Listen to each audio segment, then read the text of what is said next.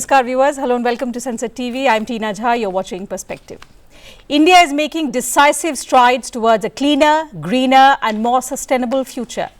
Record high budget allocations, a massive rollout of rooftop solar under the PM Surya Ghar, Muft Bijli Yojana and dedicated efforts to strengthen the green energy corridor. All of these signal a strong government push towards renewable energy expansion. The latest report of the Parliamentary Standing Committee on Energy reveals that over 50 lakh applications have been submitted under the rooftop solar scheme and more than 12 lakh households across the country are now harnessing the sun to power their homes. The Ministry of New and Renewable Energy has streamlined vendor registration, boosted public outreach in local languages and launched creative campaigns like Run for Sun to bring clean energy into public consciousness. Rural India too is part of this green shift, with solar pumps and biogas plants being promoted under the revamped PM-KUSUM and Bioenergy programs. However, there are several concerns that the parliamentary panel has flagged relating to underutilization of funds, slow execution as well as several missed targets.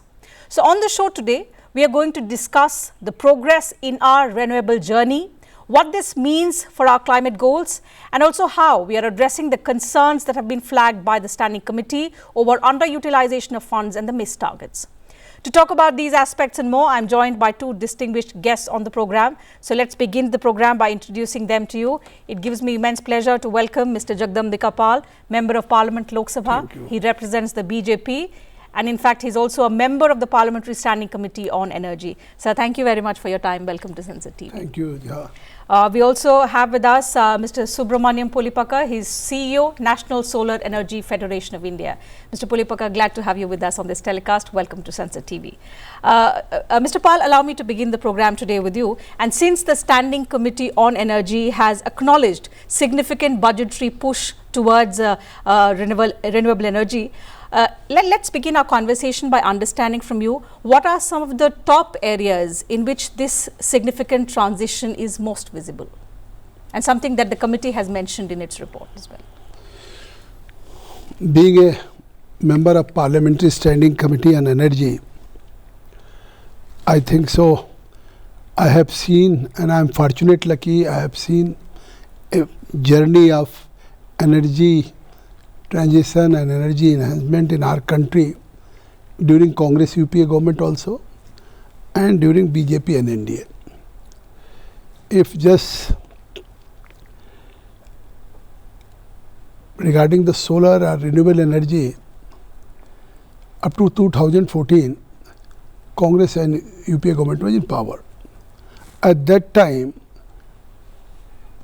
during 2014, our installed capacity of renewable energy 76.37 gigawatt, and now from 2014 to 2025 it has been increased from 76.37 gigawatt to 220.10 gigawatt up to 31st March 2020, and by 2030 already Prime Minister, Government of India, Ministry of Energy has given a goal to achieve 500 gigawatt renewable energy.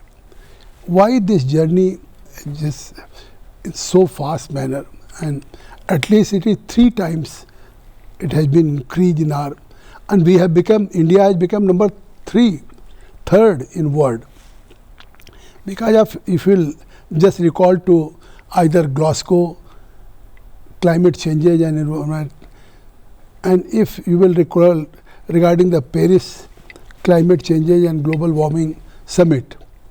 So then when Donald Trump was the first time he was president of USA, so he was also part of that, and almost the role of just to achieve net zero carbon emission. At least we feel that the responsibility goes to the already developed countries because they have to spend money. But even that, then at that time, President of USA Donald Trump, in that conference, he had withdrawn himself. Why we should unnecessarily spend money for developing countries and for other countries. So then in whole world, Prime Minister Narendra Modi, who has taken a lead and who has affirmed, now this, I think so, whatever is going on, we will just take this charge and we are committed to just achieve net zero carbon emission by 2070. So in that respect, he has not only made commitment to the world, that now India will achieve net zero carbon emission, but now in that direction he has started, he has given a direction to the Government of India, that now let us Government of India, Ministry of Energy Department should just fix some target, some should goal.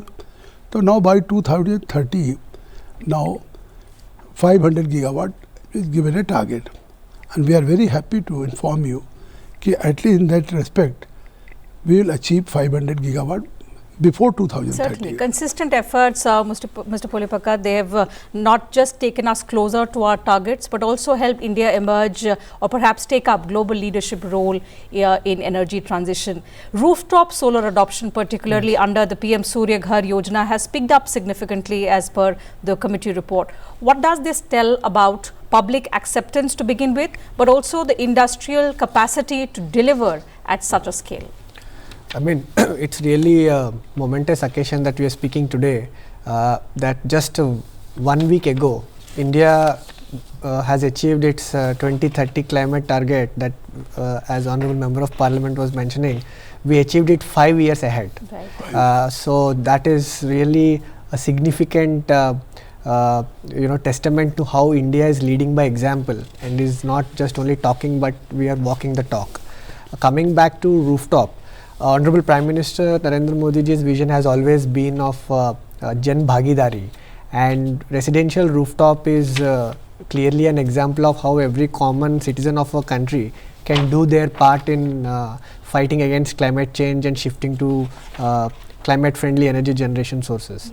Yeah. The progress of PM Surya Ghar, that Honorable Prime Minister announced the scheme in 2024, 1 crore installations in the next 3 years is the target.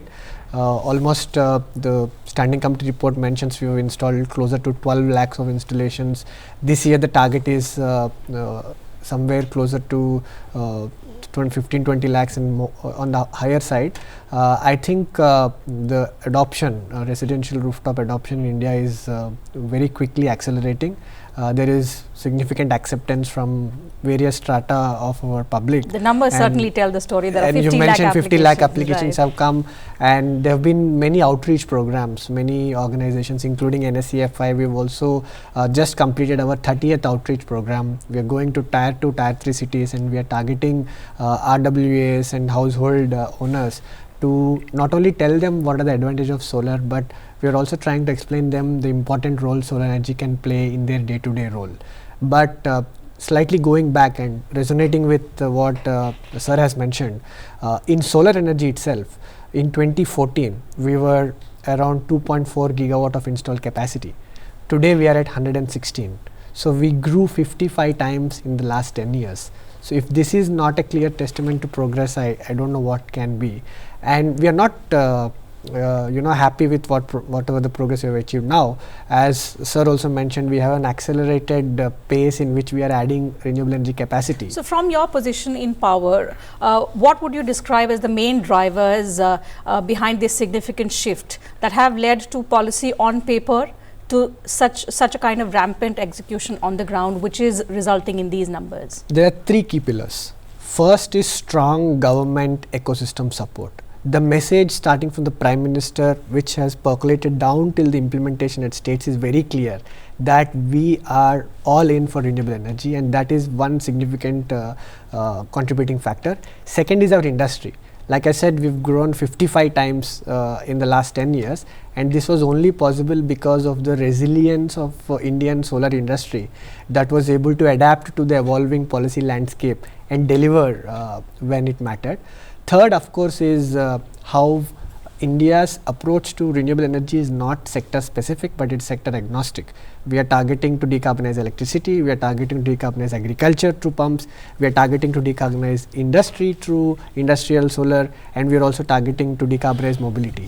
So this holistic approach is the third pillar because of which India has achieved its Okay. So taking on from what you said, especially about the outreach programs that have made a significant difference, Mr. Pal, the committee has also, in a way, not just acknowledged but also commended the government's outreach and awareness efforts, and especially the onboarding of the vendors, local awareness campaigns. How effective have these campaigns been in turning the intent of the government into the real impact on the ground? I think so. Government has not only made any commitment regarding to achieve non-fossil energy, but even government has made a record allocation of funds also. If you look into in 2024 and 25, so then Government of India has given a record budget 21,230 crore for Ministry of Renewable Energy also. It's a record, more than demand of the ministry. So even the whatever basic demand from the ministry, renewable energy, government has given. Government was very kind enough because government has focused. We have to achieve this much target and given a target, and only because of what he has said regarding the PM Surya Ghar Yojana, because now there is a target. At least Prime Minister has given a target 1 crore rooftop. This scheme we have to launch, and not only in solar energy. What he has said, कि in 2014 the generation is only 2.8 gigawatt, and in 2025 105.65 gigawatt, and in only 1 year 2024 and 5, in a 1 year 23.83 gigawatt was added. And the cost of generation, earlier it was a very costly affair, but the cost of generation is also reducing. Now even in the world, if we will compare, so 65% cost has been now reduced in solar generation. And if you will go just in I think so wind power, so even in wind power from 21 gigawatt to 50 gigawatt in 2024-5, only in 1 year 4.15 in wind power we have achieved. In same bioenergy, and if medium small, so even in 2025 we have achieved 11.58 gigawatt, and even for small hydropower 5.10 gigawatt. So I think with the mission, with the passion, ministry has given a target, given a record of allocation of fund also, and the focus of the Prime Minister, because Prime Minister has made a commitment in Paris also, Glasgow also. So I think he is the only champion who has committed for a clean energy, for green energy. So when we talk about the ground level impact, you're also a member of Parliament. Have you seen that kind of grassroots impact in your constituency of these renewable energy initiatives? And there is a surge in the number of applications for solar rooftop. Have you seen that change in your constituency? Certainly, but already for parliamentarians, already one committee which is a DISA committee, and it was constituted by the Government of India in every district, and in every 1 quarter we used to hold a meeting with the State Department of Energy departments, along with the district magistrate and all that.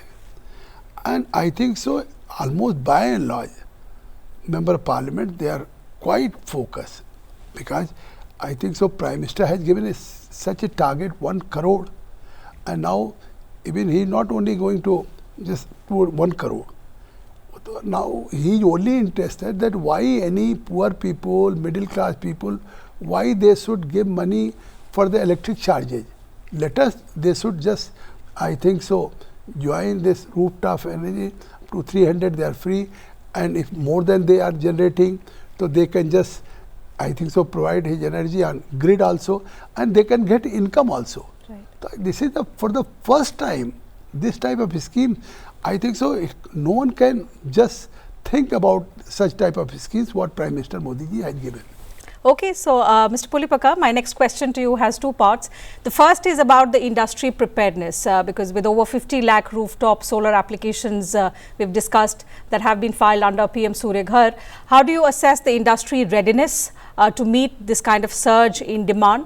The second part is about the renewed and the persistent focus on R&D and also domestic manufacturing. So how is the industry responding to the calls and the push towards Atmanirbharta? No, both are very important questions. And first, on the industry readiness for rooftop, we have never been more prepared. After the clarion call of Honorable Prime Minister last year in January, we've understood that there is going to be a surge in rooftop installations. Almost like revolution. Revolution, exactly. And your previous question to you can use this terminology. Sir, nobody was ready. Yes. Nobody was prepared. Because definitely, that's an energy revolution that India is currently undergoing. And your previous question on the outreach, we have done a lot of awareness sessions before January 2024. But the day Honorable Prime Minister mentioned about rooftop and the scheme, all of our efforts have been multiplied by 1,000 times. He is the strongest and the staunchest ambassador for solar in India and solar rooftop in India. So industry is significantly prepared. In terms of manufacturing also, we have now more than 100 gigawatt of capacity in domestic modules. We also have significant capacities in solar cells existing and upcoming. And on manufacturing front, I am also very confident that the industry is fully prepared. The beauty about rooftop is while it can be consumed where you are producing the energy part, it also helps us to nurture many entrepreneurs, young entrepreneurs at grassroots level. Right. And the rooftop scheme, the subsidy part is the loudest part of the scheme, but that scheme also has a part of training and capacity building and promoting entrepreneurship also, and that part is also playing an important role on ground. And we see lot of new young entrepreneurs, especially in rural areas and tier 2, tier 3 cities, taking up solar rooftop as a viable business model and then going ahead and installing. So this is the first part of your question. Second, on innovation and manufacturing. Before PLI was announced or during the announcement of PLI, a clear message was sent on how self-reliant Indian industry should become, and solar industry was not an exception. And I am very happy that, thankful to the government that we are one of the beneficiaries of PLI. More than 24,000 crores was allotted to solar manufacturing on PLI, but that is just the beginning. As solar efficiencies increase and as innovation is accelerating across other countries who are leaders in solar energy, it is imperative that India also increases its focus on R&D. I am not saying we do not have an ecosystem. We have a very, very strong and thorough ecosystem. Now the main imperative should be to connect the existing R&D ecosystem with the evolving industry and their needs, so that we are able to, maybe in the next 2-3 years, we are able to manufacture our own modules and cells which are designed and which have been indigenously developed in India, for India, by India. So that is one. Since you spoke about further strengthening that ecosystem which will take us closer to our goals, let me come now to the concerns, Mr. Pal, that the committee has cited in its report. While it praises the progress that we have made, but it also flags slow implementation, underutilization of funds. What, according to you, are the key roadblocks that the committee perhaps came up or understood in its findings, and how do you think can they be overcome, particularly at the state level, because I think the roadblocks particularly lie at that level? Now he has said rightly, they were never new, now they are part and parcel of that particular field. Now PM Modi ji will announce such type of schemes like a Muft Bijli Yojana also. And target also was given 1 crore. And even you will not believe that just to achieve this target, I think so this scheme was fund already allocation 75,221 crore. So 75,000 already budget allocations was made. But the concern of our standing committee, so certainly any Parliamentary Standing Committee is concerned about the schemes which used to run by the ministry, so definitely I think so it is a responsibility of evaluation also.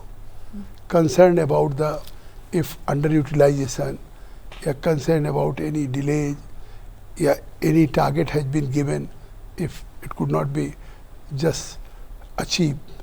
So certainly I think so our standing committee, but you have seen it is not so easy task. 50 lakhs applications already people have applied. More than 12.5 lakhs already they have completed. So it was a beginning. Yes. In beginning some difficulties, because I think so the things, marketing, productions, all these things related with the solar tower. Industries were not ready to. You will get this type of demands, huge demands. So overnight, I think so it's a very difficult. Our committee is concerned quite regarding what you have said. Now, whatever funds was allocated, it was underutilized. It was not underutilized. Any scheme which starts and if ambitious target, now I think so कि Prime Minister has given only 1 crore target. But if you will ask what is the vision, so I think so he will be only of this mindset कि now in India every like a Jal Jeevan Mission, कि now he has given a target कि हर घर नल से जल. So what do you mean? कि now every citizen of this country should get a clean water, pure water, at least because of consumption of the water, lot of diseases are taking place. So in the same condition, कि now regarding the energy, why any household, any people, those who are paying energy and all these things, and they are demanding discounts also, facing a lot of deficits also. So now he is thinking कि we have to achieve every house should be fitted with the rooftop solar. So now funds has been allocated, target has been given, but I think so what he has said, कि now up pace has been, I think so in a manner कि whatever target has given, you will see कि after some time it will cross that target, and definitely one day. I think you are right. Funds no longer is a problem, Mr. Polipaka, because what we are seeing is consistently there is an increase in the budgetary allocation towards this sector. Yes. So where is the problem now from an industry perspective? And ministry is quite engaged with the regular monitoring also. Yes. With the respective states, because we are living under federal structure. Give us a sense of where the shortcomings persist and what can be done to overcome those shortcomings. 3 key takeaways for me from the Standing Committee report. One is that KUSUM's progress has been significantly wonderful. Year on year, installations have picked up pace, although 1 year back the same committee had concerns, but now we are seeing very good progress in KUSUM. Yeah. And I think that progress should be a case in point for us on how to deliver performance in even Surya Ghar and other schemes. Right. So that is one key takeaway. Second, the green energy corridor implementation delays.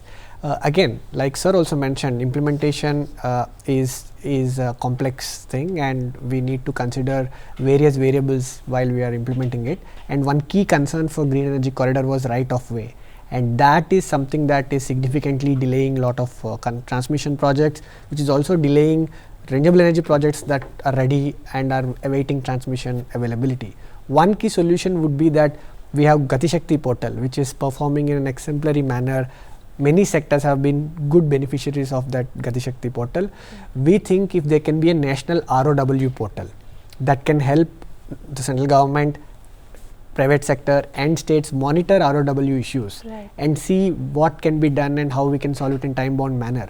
It can be extended to land also. Land is also another key concern that the committee pointed out. I think that could be a very prudent solution, because there is no transition without transmission, and transmission Absolutely. Is the backbone of our country. Although I am very proud to say as an Indian, India is home to the world's largest high voltage synchronized grid, and we are very proud that that grid is serving the country and is also accommodating variable renewable energy, but this is one solution there.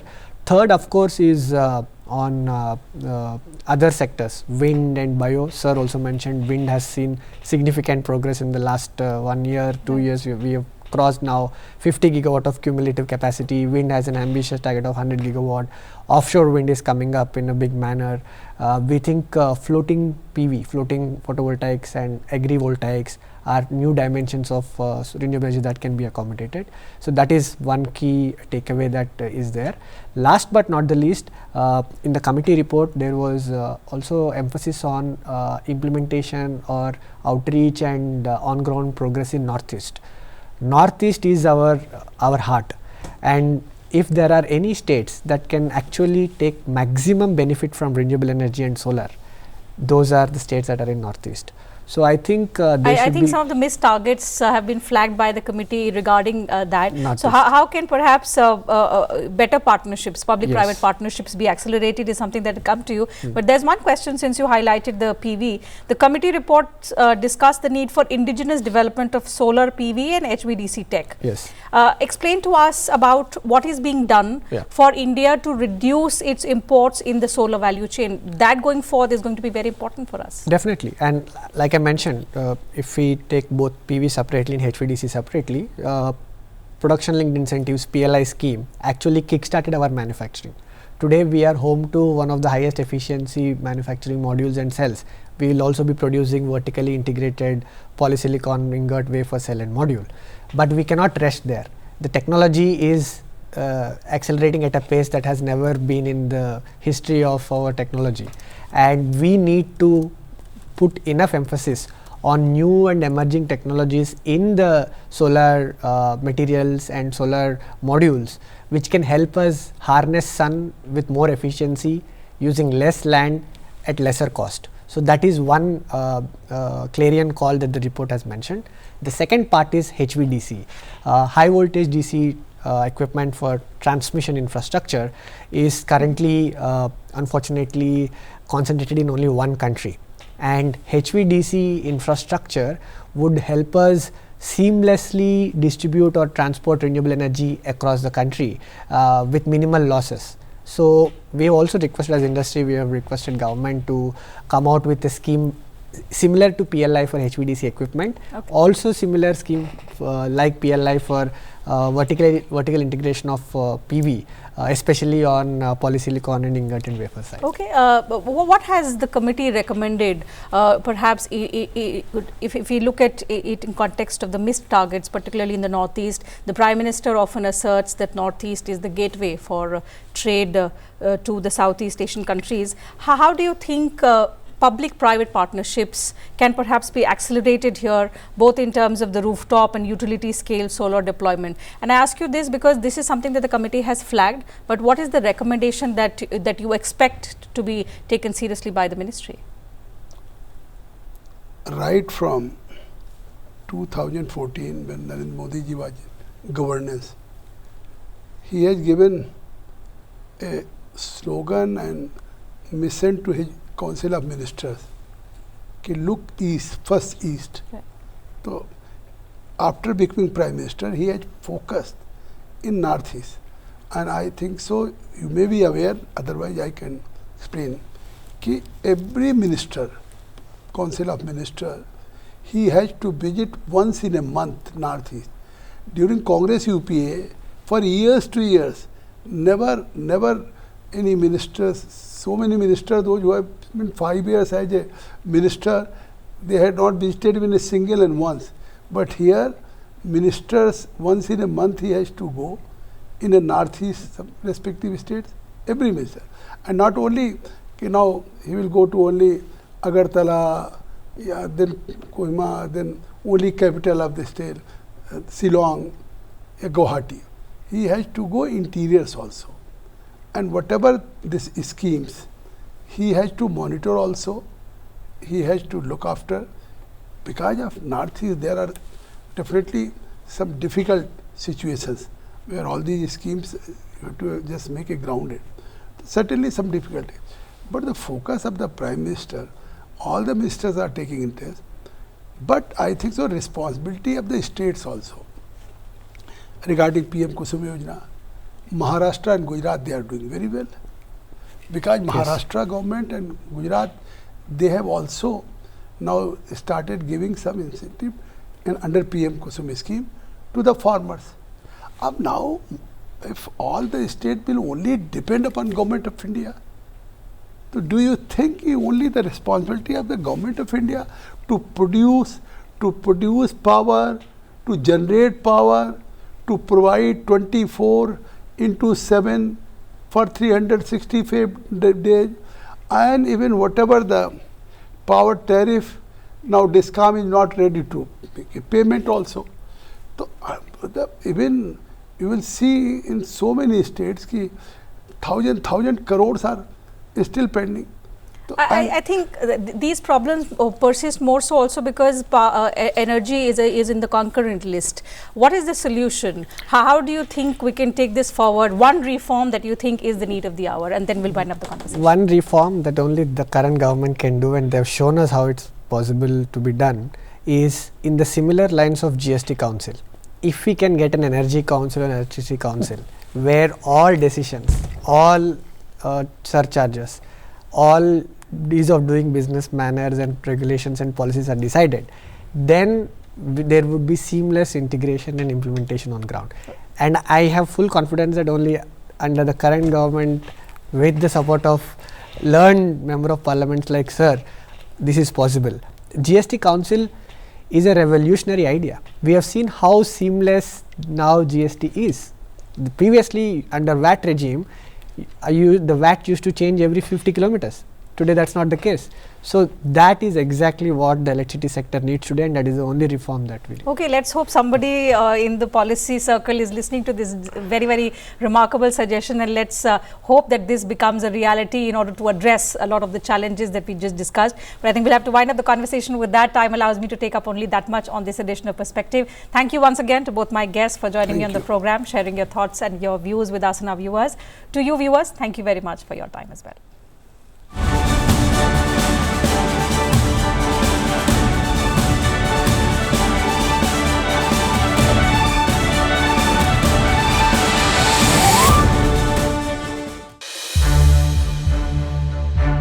To watch more programs of Sansad TV, subscribe to our YouTube channel and don't forget to like and share them.